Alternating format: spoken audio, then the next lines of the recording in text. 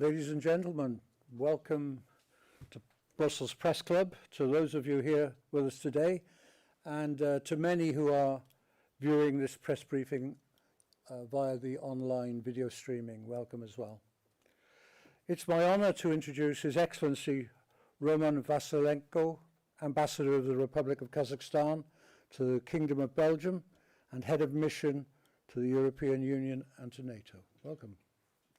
Ambassador VASSILENKO has long been at the forefront of Kazakhstan's diplomatic engagement with Europe, having served in senior leadership roles within the Ministry of Foreign Affairs, including as Deputy Minister and as a key architect of Kazakhstan's strategic communications and international outreach.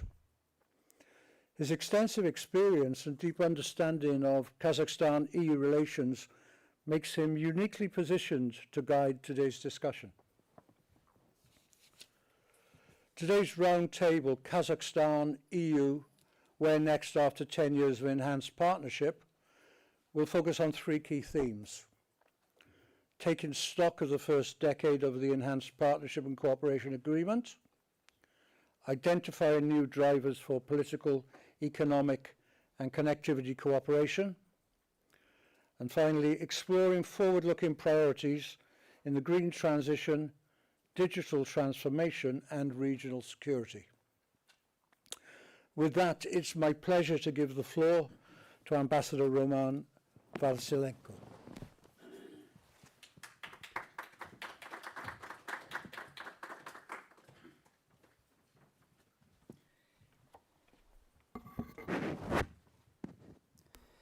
Thank you so much, dear Mr. Stevens, for such a glowing introduction, which I don't think I deserve, but well, it's a great pleasure, distinguished colleagues, ladies and gentlemen, to be here with you, and an honor, in fact, to welcome you for this briefing, and thank you for braving the strike and coming over.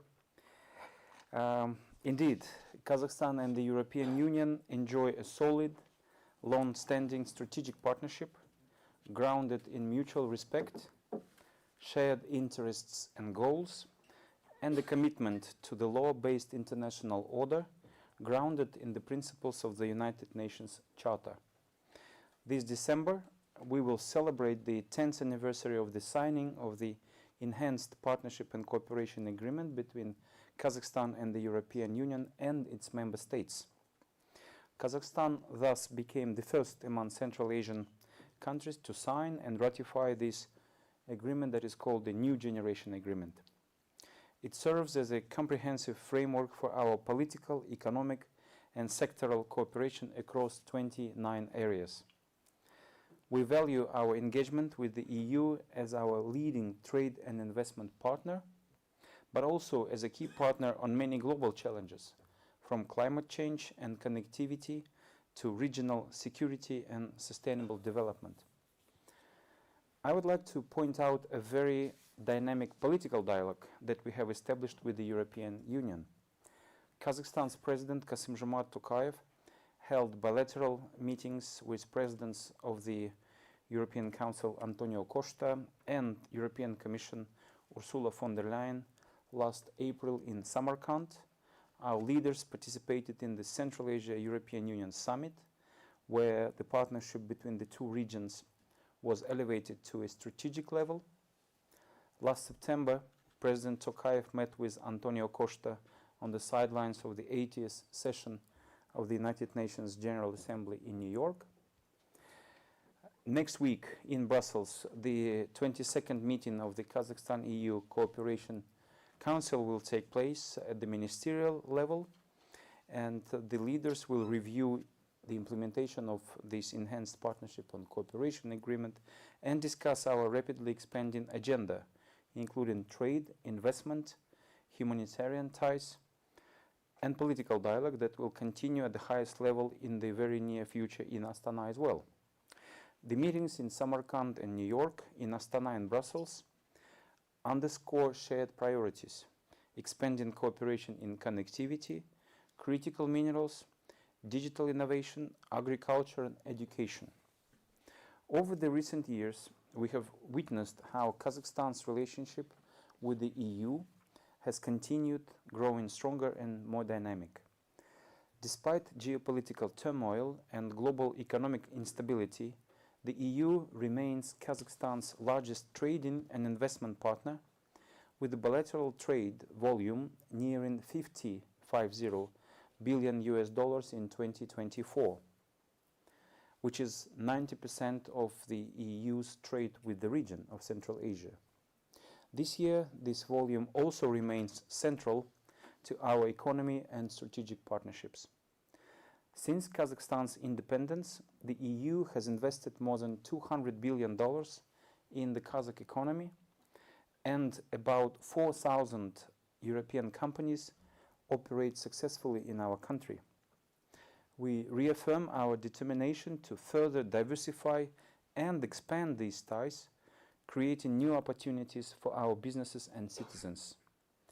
Particular attention is paid to expanding access to the EU market for agricultural products from Kazakhstan. Kazakhstan remains a reliable and responsible partner for the European Union, contributing significantly to Europe's wider energy security.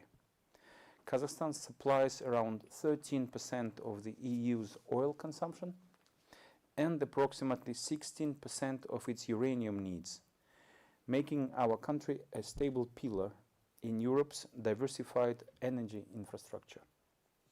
In this regard, we reaffirm our commitment to ensuring the continued, secure, and uninterrupted supply of Kazakh oil to the EU market. In our talks with the EU, particular attention is given to the Middle Corridor, a vital and strategic route connecting Asia and Europe. As global supply chains undergo transformation, the importance of this Trans-Caspian route becomes ever more evident. Located at the heart of Eurasia, Kazakhstan serves as a key bridge between East and West. As President Tokayev stated in his State of the Nation address last September, the development of transport and logistics infrastructure has become one of our national priorities. 13 international transport corridors crossing Kazakhstan, 5 railways and 8 motorways carry around 85% of overland freight cargo between Asia and Europe. Over the past 15 years, we have invested more than $35 billion in the modernization of the transport sector, resulting in its sustained growth. By 2030, Kazakhstan will invest an additional $15 billion to further strengthen connectivity, including new rail links to China and Afghanistan, with further access to the market of Pakistan, and the construction and modernization of 13,000 kilometers of highways. Air connectivity is also expanding, with Kazakhstan now having direct air connections to 30 countries. And not stopping there, we are ready to expand air traffic with the European Union under the Open Skies policy.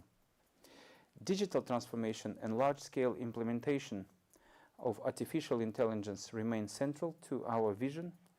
The upcoming smart cargo platform will integrate customs and logistics processes, contributing to Kazakhstan's goal of becoming a fully digital state.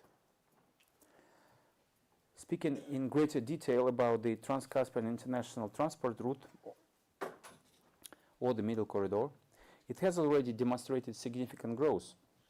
Its current capacity stands at 6 million tons per year. By the end of 2024, cargo volumes had increased by 62% year on year, reaching 4.5 million tons. And that volume is expected to reach 5.2 million tons this year. By 2028, we aim to expand the corridor's capacity to 10 million tons annually.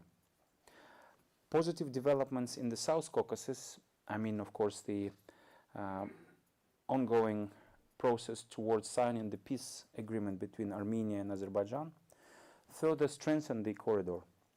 During Azeri President Ilham Aliyev's visit to Kazakhstan last October, a historic announcement lifted all transit restrictions via Azerbaijan to Armenia, and the first shipments of Kazakh grain have already reached their destination, which is a concrete step that builds trust, strengthens regional ties, and reminds us that connectivity is also a path to peace.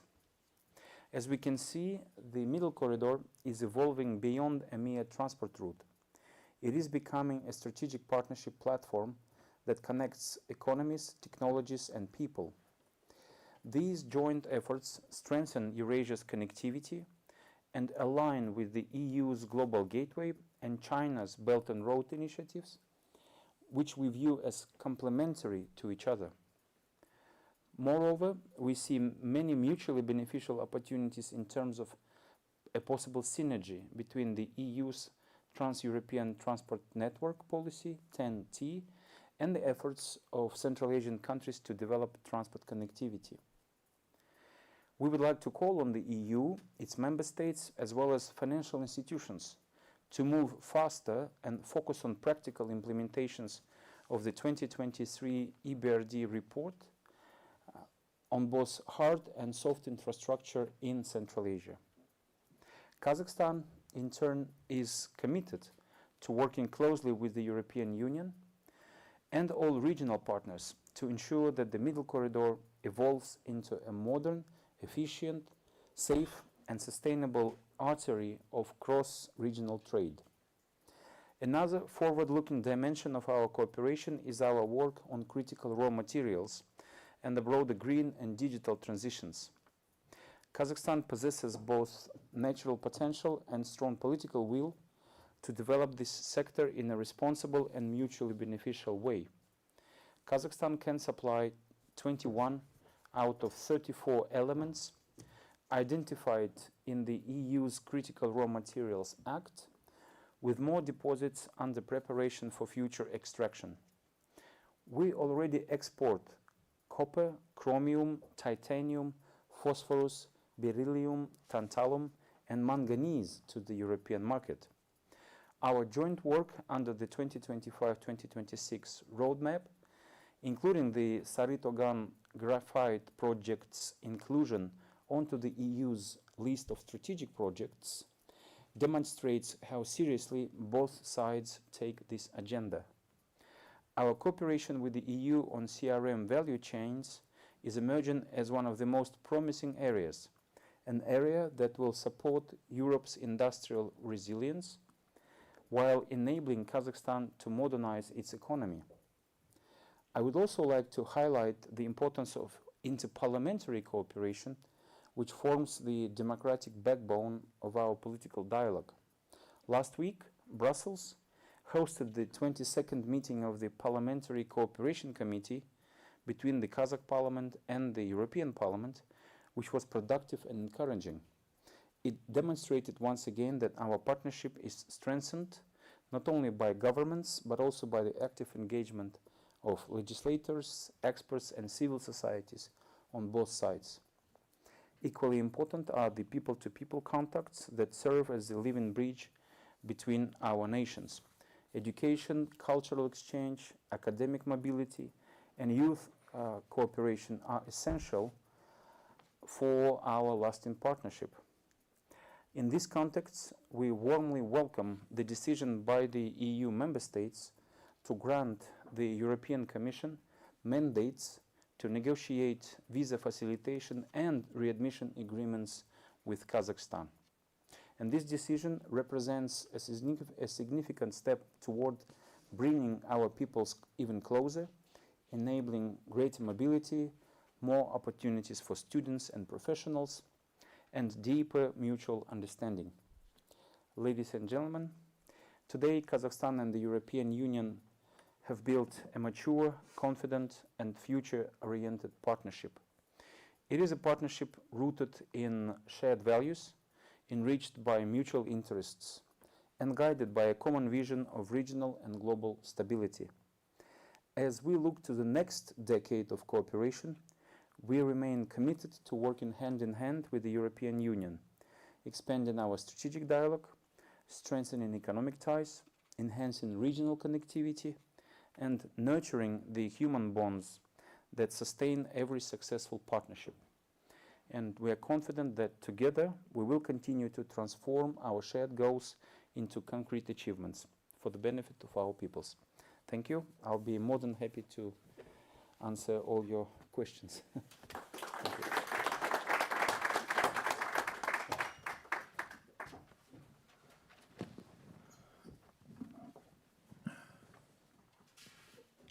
Well, thank you, Ambassador. You covered a lot of ground there, and I'm sure we've got a lot of questions to ask you. But I'd like to kick off. I've highlighted a few things. Can I it would be wrong to not put this in current context.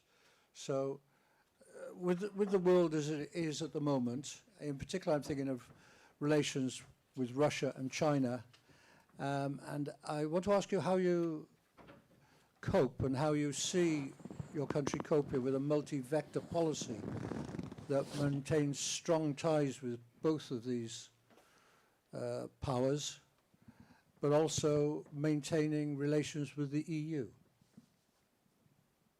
Thank you so much. Well, our relations with our immediate neighbors, two largest countries in the world, one by population, other by size, Russia and China, are integral parts of our pragmatic and balanced foreign policy. Other parts of which, of course, is the development of cooperation with the West, with the Islamic world. And in the almost 35 years of our independence, we have learned to appreciate this balanced and pragmatic approach in our foreign policy, ever so conscious of the fact that by having this normal, mutually beneficial, mutually constructive, mutually respectful relations with all these key global actors, Kazakhstan first and foremost promotes the national interests. Kazakhstan is the ninth largest country in the world by territory, but Kazakhstan is a country that has 20 million people living there. And for us,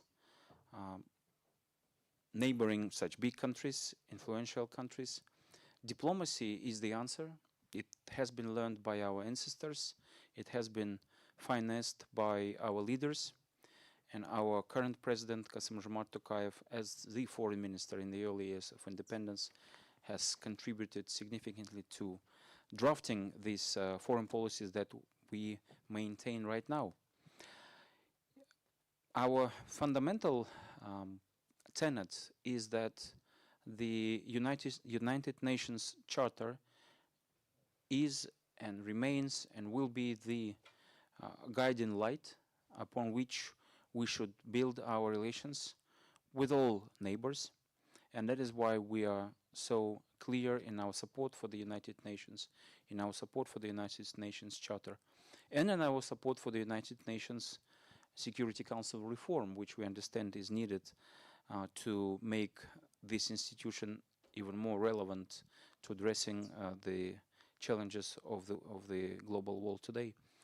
I mentioned that if we talk about Russia, China, and the EU, and I would add the United States for good measure, because it's still a collective West. Well, I would say that the EU, as I mentioned in the remarks, is indeed our largest trade and investment partner as a collective of 27 member states. Taken individually, it is China which has become our largest trading partner as of last year, overtaking Russia. And so these two are most important trading partners for us. It's obvious. They're big countries. They are immediate neighbors. And we are also part of the Eurasian Economic Union with Russia. But as we develop our economy, we see great value in continuing to cooperate closely with the EU in attracting not just foreign direct investment, but also technologies. For example, I mentioned critical raw materials. Indeed, this is a very, very hot subject. It is something we work on a daily basis with the EU and with other partners. But I would say that we see the potential of cooperation with the EU not so much in attracting investment in the extraction of these critical raw materials, but also in the processing inside the country. And that's one of the priorities our government has, and this is one of the recipes for success for companies that would like to cooperate with Kazakhstan in the development of critical raw materials, to have the ability to bring not just money, but technology for processing these goods in Kazakhstan before exporting them, thus creating an added value in our country. So, in a nutshell, our principled political position vis-à-vis the global challenges of the world today, including various wars that rage in various regions, has earned Kazakhstan respect and understanding of our principles. And on the economic side, our cooperation with our immediate neighbors and with the West remains critical to the success of Kazakhstan as an independent and prosperous nation. And the country is large, the possibilities are huge, and there is room for everybody, we believe, in making a profit for themselves, but also for us. That's the approach. Thank you. You just to take something from that. You talk about Russia and China and the USA and the EU.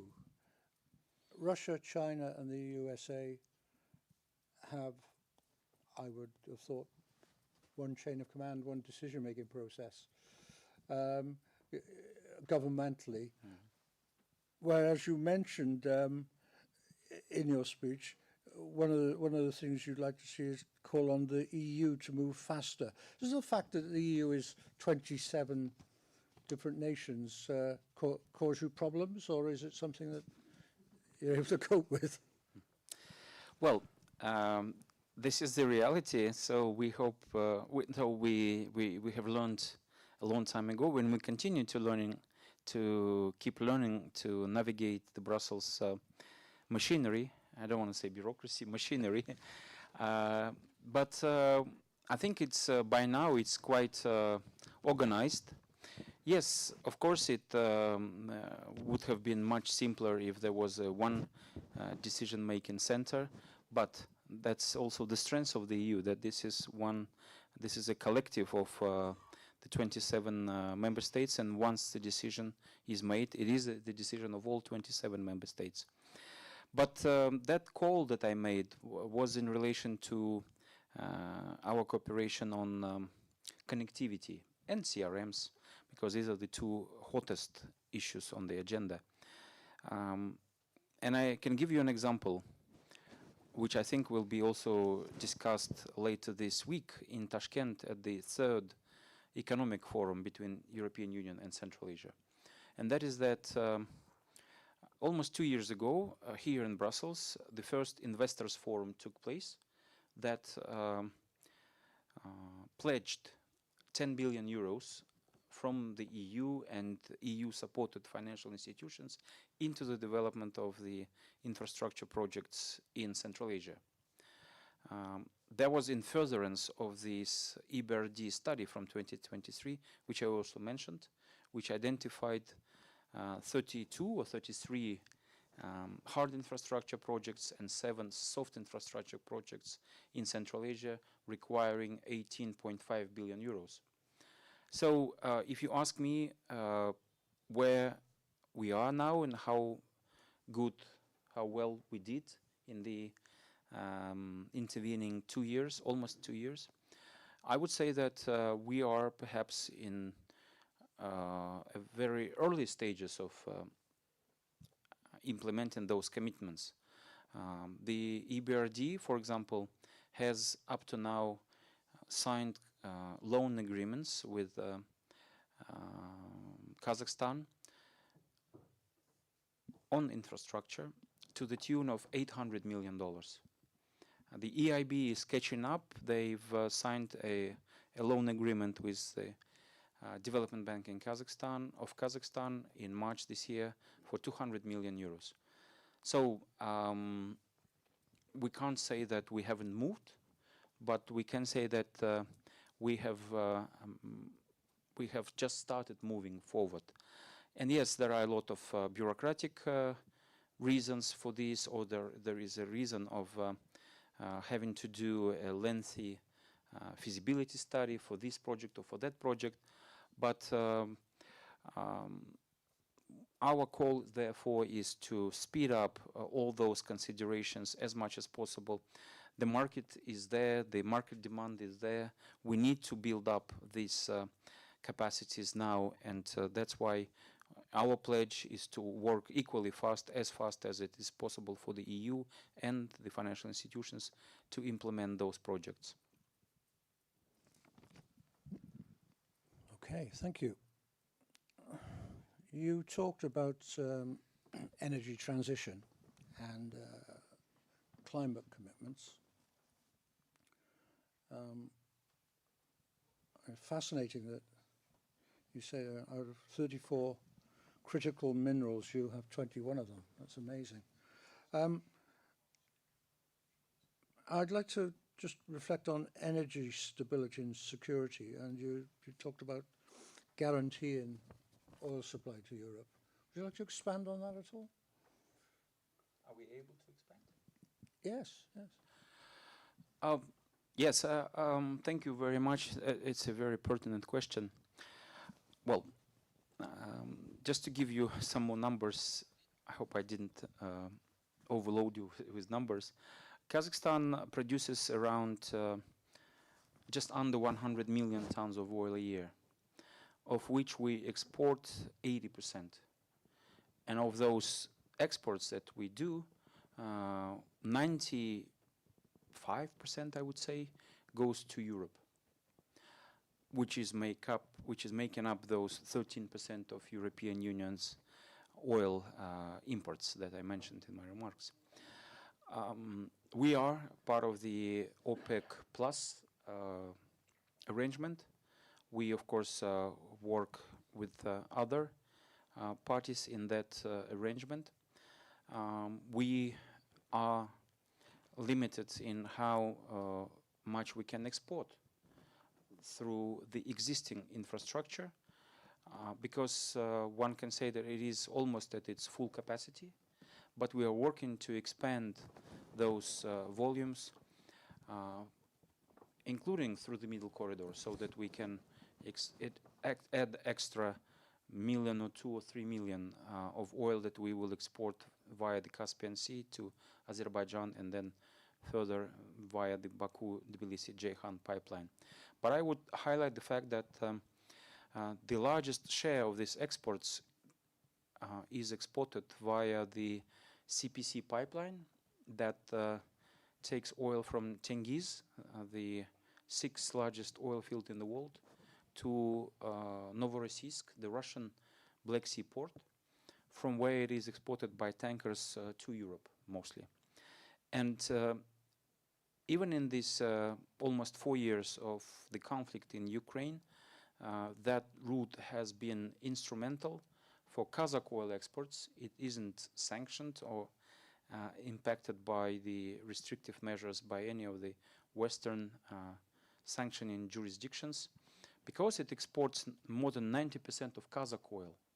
And it is important for that information to be shared with all the decision makers in this town and in other European capitals, that this is the artery that brings Kazakh oil to Europe, and it needs to be protected from any negative influence. Thank you. On the wider subject of energy, I noticed when I was doing my research for today that Kazakhstan's pledged carbon neutrality by 2060. Do you see the EU helping you with this in any way, with finance or technology or anything? Yes, there are specific examples. For example, there is a contract with Total Energies of France to build a wind farm in the Jambil region in the south of Kazakhstan with a capacity of 1.2 gigawatt. 1.2 gigawatt. And that is, as I said, wind farm. That is also going to contribute to the energy mix in the country. There is an even larger, much larger project that is in the works, led by Svevind, a formerly Swedish-German concern, now it's purely German company that has a contract to build a 30 gigawatt wind and solar power plant in the west of the country, which will then be used to, some of it will be used domestically, but most of this energy, enormous amount of energy, will be used for producing green hydrogen there in the west of the country. So elsewhere, Kazakhstan, as you may know, is a country also rich in uranium, natural uranium. We supply more than 40% of the global uranium, natural uranium needs.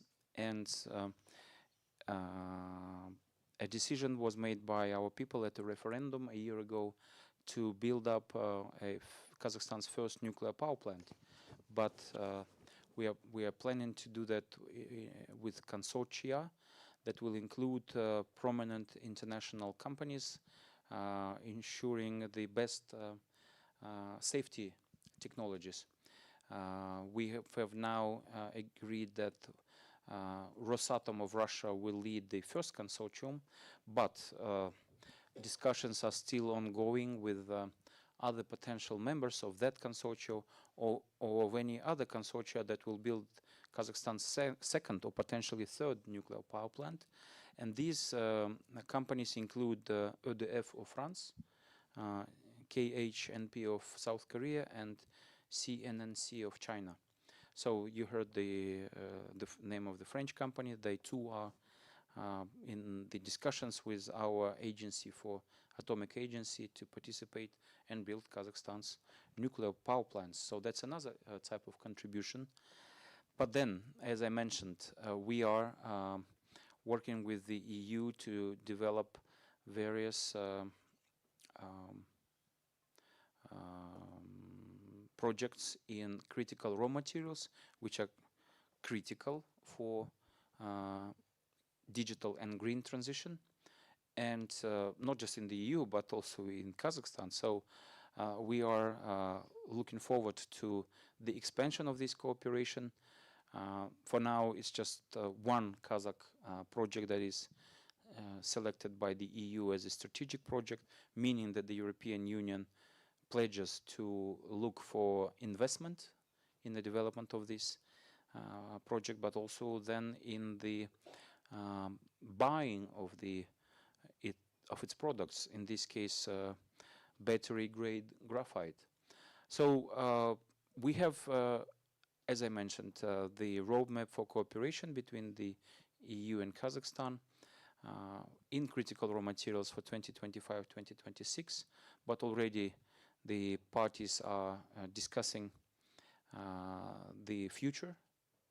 I'm sorry, 2024-2025.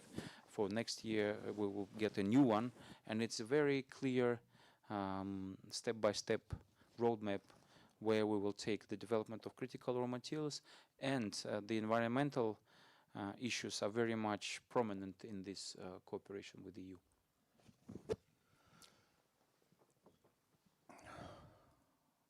cooperation with the EU. If we look forward now, because you've given us a good overview of the past 10 years and the successes to date. If we look towards the next 10 years, what would a fully realized Kazakhstan-EU strategic partnership look like in 10 years' time? Thank you. Well, I'm sure we will be closer to each other in terms of, well, as much as geography would allow that, meaning we will be linked by a much stronger and much more diversified and resilient middle corridor. We will be linked by much closer people-to-people ties. Well, the negotiations over the visa facilitation and readmission agreement, we hope will start soon, and we hope will proceed fast. And so that certainly within the next few years, we will have a result of these negotiations and two agreements in place, which will further make travel for the citizens of Kazakhstan easier to the EU. We, of course, provide a visa-free travel to the citizens of all OECD member states, including all 27 EU member states. Thanks to this cooperation with the EU, I am certain our economy will be also more resilient, diversified, more technologically advanced. I would also highlight the space as one of the next frontiers of cooperation. Kazakhstan is developing its own space industry. We are reaching out to various companies, not just Airbus and Thales, which are joining this particular parts of their businesses, but also to other companies, including a Brussels-based company, Airspace Lab, to also work with them on the development of satellites. So, in a nutshell, it will be a more robust, closely knit, more productive, and very much promising and forward-looking cooperation 10 years from now. I mean, we are happy with the level of cooperation now, but I hope ourselves, if we are still in service at that time, and then our successors will be even more satisfied. Well, it would certainly be nice to see you here in 10 years' time, Ambassador. Let's make each other a pledge. Yes, we're going to pledge. Thank you. I think we have time now to open up the question and answer to the floor. If anybody would like to speak, put your hands up, please. And gentleman here, can we have a microphone? There. 1, 2, 3. Okay. Please. Given the strengthening ties between Kazakhstan and Belgium, and with the upcoming visit of His Majesty King Philip to Kazakhstan in 2026, how do you see the future cooperation between our two nations? I already just asked. Okay.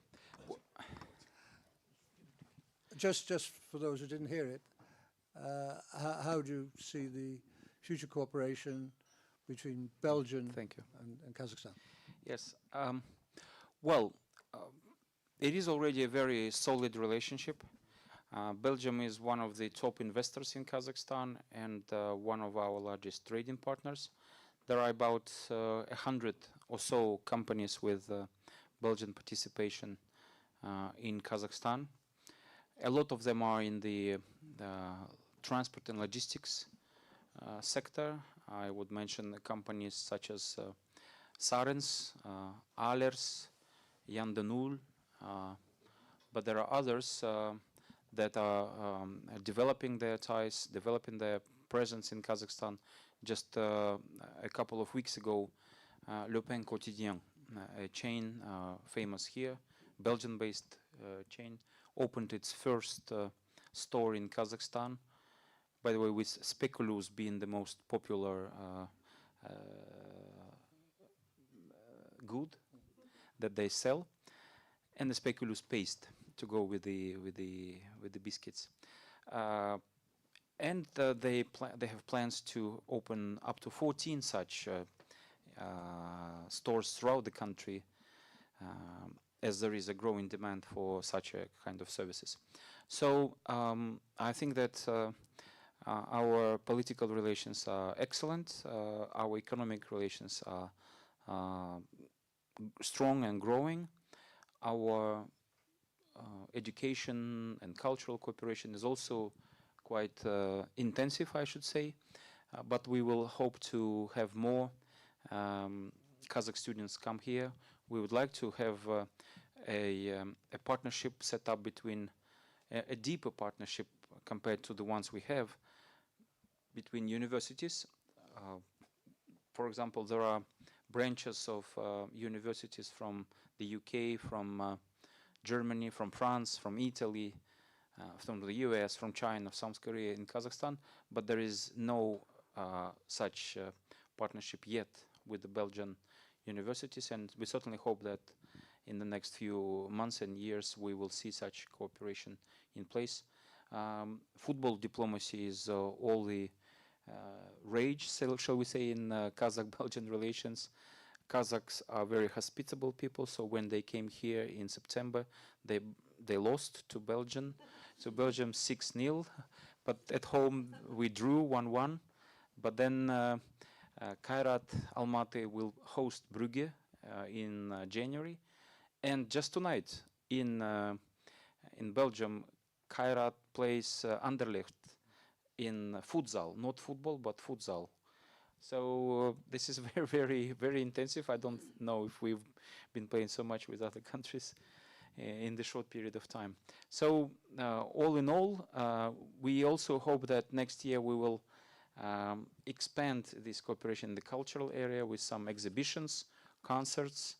In fact, before even not waiting for next year, we will host several cultural events in December where we are inviting all of you, including concerts, movie screenings, and some further discussions about EU and Kazakhstan and Belgium-Kazakhstan relations. Thank you. Thank you. Yes, this gentleman next, but before we do, I'm from Cardiff, and I went to university in Cardiff, and I'm very proud that Cardiff is now opened in Astana. So perhaps one of the first, I don't know. It's not one of the first. There are now 35 such partnerships, wow. but University of Cardiff is certainly one, and it is in Astana. Yes, yes. Okay, sir. Thank you. Nawab Khan is my name. I'm a journalist from India writing for the Indian press. Mr. Ambassador, you spoke about your relations with China, with Russia. Now, India is also a major country in the area. So how are your relations developing, economic, political, and what are your relations or progressing with Afghanistan? And have you any role there to promote development, education, etc.? Thank you, sir. Thank you. I'll try my best to answer such a specific question. But yes, we've exchanged visits with Indian leadership, meaning Narendra Modi has visited Kazakhstan, and our foreign minister was there just recently, earlier this year. We've launched with India Central Asia plus India format. By the way, there are 13 such formats for Central Asia with outside countries, partners now, including the one with India. It's a relative newcomer. For years, our cooperation with India, I would say, faced the tough challenge of overland connectivity, or rather lack thereof. But you mentioned Afghanistan, and I would say that indeed Afghanistan is for Central Asians the way south towards India. First, we will have to cross Pakistan. For that, of course, the cooperation among all the parties is needed. Kazakhstan is now in very intensive talks with Afghanistan to build a stretch of railways in the west of the country. near along the border with Iran, which will be 150 kilometers long, with the eventual extension to Pakistan, which is what I mentioned in my remarks. We are engaging with the current de facto Afghan authorities.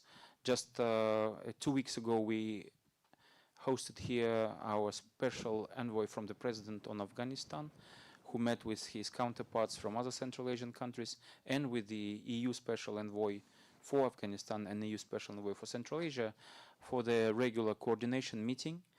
Our approach is that we need to engage with these authorities, de facto authorities. The recognition of the Taliban as the government of Afghanistan is dependent on the UN recognition and UN Security Council recognition, and we are engaging in a de facto cooperation with them right now. It is a promising market for us, for our grain exports, for our machinery exports, and Afghanistan is a source, of course, of fruits, vegetables, and other kind of agricultural products. I wanted to say something else, but I forgot, but maybe I remember by the time I answer the next question. Thank you. Thank you very much. Sir. Yes, thank you very much for this briefing, Ambassador. Now, in recent years, we've seen a new spirit of regional cooperation or regional integration, some might say, in Central Asia. So what has been Kazakhstan's inputs and role in driving this process of regional cooperation forward? Well, thank you so much. We, of course, are of the opinion that in Central Asia, we can either succeed together, which is preferable, of course, or fail together. So that's why we are so keen on making sure that we cooperate in the full 5-sided and, since last week, 6-sided format, as Azerbaijan has been welcomed as a full member of this coordination platform that we have between the 5 countries. Kazakhstan has long argued for a deeper cooperation in Central Asia. Just as you know, the first such meeting in the Central Asia proper format of the 5 countries took place in Astana in 2018. Now we held, I believe last week's summit was the 8th such meeting. And the previous one in Astana in August 2024 resulted in the adoption of the Central Asia Vision 2040, where we have outlined where we want to take Central Asia as a region. I think that we can say with pleasure that things are moving forward in our cooperation with all 5 countries. The bilateral trade now exceeds the intra-regional trade now exceeds $11 billion, rising from $5 billion when this process began in 2018, as a result of the common and coordinated work to promote intra-regional trade, to remove intra-regional trade barriers, etc., etc. Just again, last Sunday, not this Sunday, Sunday before last, at the summit in Uzbekistan, our president again suggested that we find some other avenues for cooperation, including by developing a coordinated vision for the transport and logistics infrastructure in Central Asia, for there isn't any at this stage,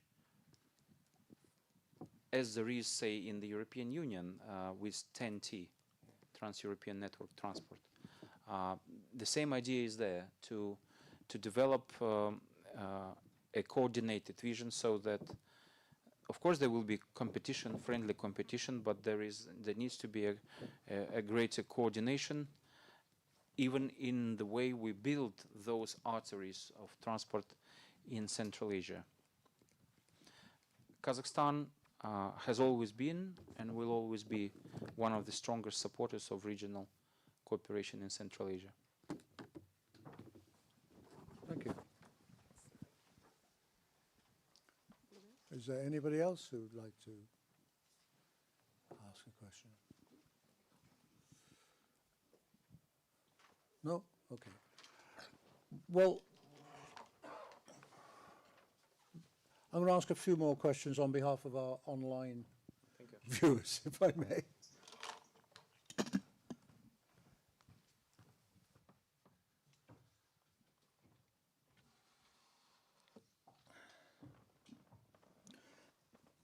Can I talk to you about people-to-people and cultural diplomacy? You mentioned earlier about people-to-people, and you used an interesting phrase, a living bridge. What did you mean by that?